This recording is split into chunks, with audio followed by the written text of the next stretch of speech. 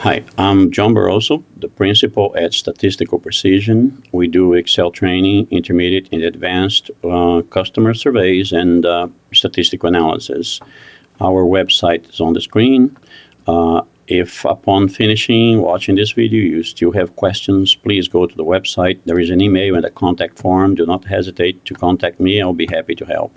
Today we're going to be looking at Waterfall Chart. It's a special chart for accounting. It is a chart that displays the behavior of cash flow. So let's get to the point. Moving to our second tab. I already prepared some data here, and let's look at what I prepared. Moving over to where your data will be. Let's think that every month you have this type of situation here. In my case, I have, as an example, projects. We have 9 projects going on, but an accountant might have cost centers, might have accounts names here, and on column B, where the amount is, you're going to type for B10, it's a carryover balance. So you're coming into the period with some type of carryover from the previous period. It's a transfer of money into the next period. And then for project 1, you're going to put your amounts, whether it's positive or negative, or it could be an account, an expense type, and so on. You put them all here, and you see that the end of the period is a balance. So let's put some values here, just simple values, so that it's easy for us to deal with these numbers. Let's say we're going to start with $1,000, and on project 1, we're going to make 200. Note that the formatting on these cells is formatted to the accounting form, but you don't have to. As long as you format it to some type of currency, that'd be good enough. Now let's look at project 2. We're going to lose 300, okay? And on project 4, let's lose again. Let's lose 200 more. But on project, next project, we make 600, then we make 300, we make 400. Let's lose 100 now. I'm typing negative. And let's make 200, and let's make 400, okay? So at the end of the period, which is cell B20, we're going to have a sum. I just sum, and I sum all the amounts, and hit enter, and there's the sum, okay? So now, we want to do the waterfall chart.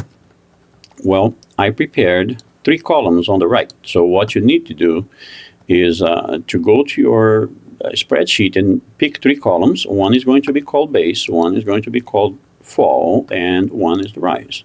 Note, I formatted the cells just to show where the formulas are, okay? The 2 white cells for the base have no formula. I'm going to punch a 0 there, I'm going to punch a 0 there. And you can also see I already formatted to accounting currency. Now, you see for the fall, the whole range is colored. It means there will be formulas everywhere, and for the rise, there will be formulas everywhere. Now, what are the formulas? Well, I just pasted them here, so later you can stop the video when you're doing your own waterfall chart, and you can take a look here and see how it gets coded. It's always the same way. The main idea is that you have your repeating information every period, which could be monthly, weekly, or quarterly, or yearly. Okay, and all you're going to do every period is paste the values up to here. Okay, and then your waterfall chart will automatically be made if you paste on the same spot. Okay, and of course, the information is always going to be the same length. Okay, so let's see how we code the base. Let's take a look at this row, because this is where I pasted the base formula. We're going to ask if the last data is negative. If it is negative, take a look at the sum. If it is negative, then we add everything up to that point. However, if it's not, we add everything up to the previous. So that's basically what we are doing in the last cell of the base. We're going to ask if this last amount, okay, because the one below is a balance, is less than 0, then we sum, we sum everything up to it. Okay, put a comma. Now, close and comma. Now, what if it's not? Well, then it's positive, then we sum everything up to one before that. this is the trick about this formula, the base formula. You can't fail here, okay, because otherwise it won't work. If negative, sum everything down to it. If not, sum everything down to 1 before it. The other thing is, look where we're putting the dollar signs. If you go to this cell, row 25, you'll see that there is a dollar sign between the B and the 10, and a dollar sign between the B and the 10 again. So we'll go between the B and the 10, hold shift, push number 4, not F4, number 4, between the B and the 10, shift number 4, and our formula is ready. We hit enter. Oops, sorry, because I need to close the parentheses. There are 2 parentheses. I'm sorry about that. We close this one, and now we're good. And we got the first value for the base. We click, and now we drag it upwards. It doesn't matter. And we have a bunch of values there. Don't worry about those now. We're going to code the fall. Now, for the fall and the rise, we start coding on the top. Okay? Let's take a look for the fall. The fall says, if the first value, which is the carryover balance, if the carryover balance is negative, I take the absolute of it. Otherwise, 0. So we're going to say equal if, okay, carryover balance, click on it, is less than 0. I take ABS for absolute of it, click on it again. Otherwise, take 0, bunch of 0, and close. Now, let's look where we put a dollar sign. For row 26, we're putting a dollar sign right before the 2 B's. So go back there, right before this 2B, shift number 4, not F4, before this 2B, shift number 4, not F4, hit enter, and we're good. And now all we need to do here is just to drag down all the way to the colored cells. That's why I colored it, okay? We coded the fall. Now, let's code the rise. Take a look at the rise, now row 27. We're going to ask if the carryover balance is positive. If so, we take the absolute of it, otherwise 0. So it's the same formula, we're just asking for positive now. We click on the carryover balance. If it's more than 0, we take the absolute of it, click on it again, close. Otherwise, the false part, 0, close. And now let's see where we put the dollar sign. Again, before the B and before the B. So we go back there, before the B, we hold shift number 4, not F4. And for absolute, hold shift number 4, not F4, hit enter. And we click on the cell, and we're going to copy it down, all the way down to the colored ones, which is the less colored ones. And at this moment, we have created all we need for our waterfall chart. Now, we're going to make the chart, but look, why is this all blank? Well, we're going to copy paste here the names, the description, because we want the description to show on our chart. Otherwise, the chart still works, but we don't know what it is. So I'm just copying pasting here, okay? And now we can actually do the chart. We grab all this area all the way down.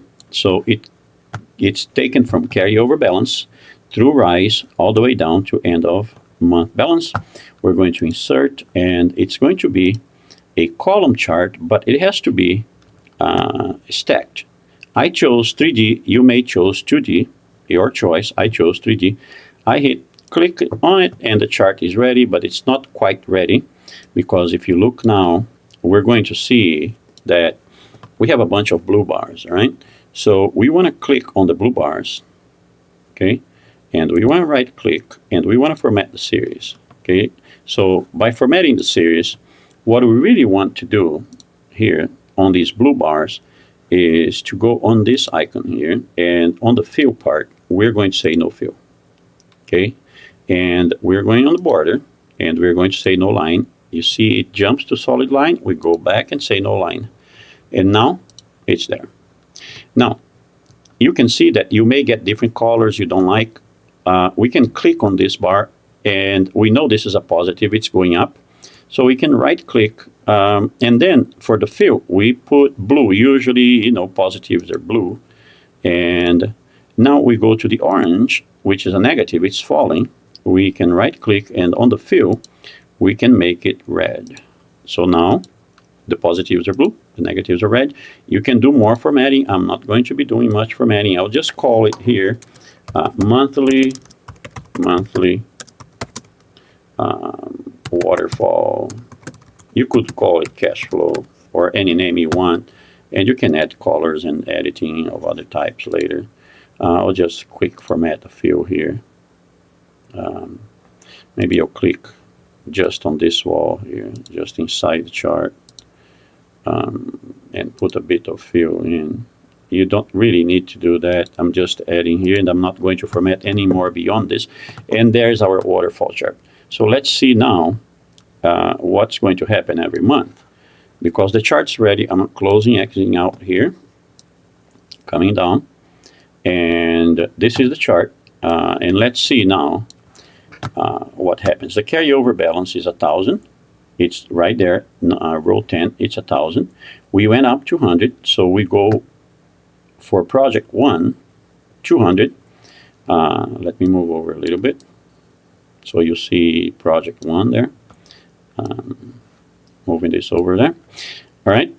And then we drop 300. You can see the red for project 2 going down 300. And project 3, we lose 200 more. We go down more on project 3 and so on. So this is the waterfall chart. However, let's say that these are not numbers. So let's see what happens if I change the numbers. Next month, I come here, I paste my numbers there. So let's say next month I lose 400 for project 1. So note, this is project 1.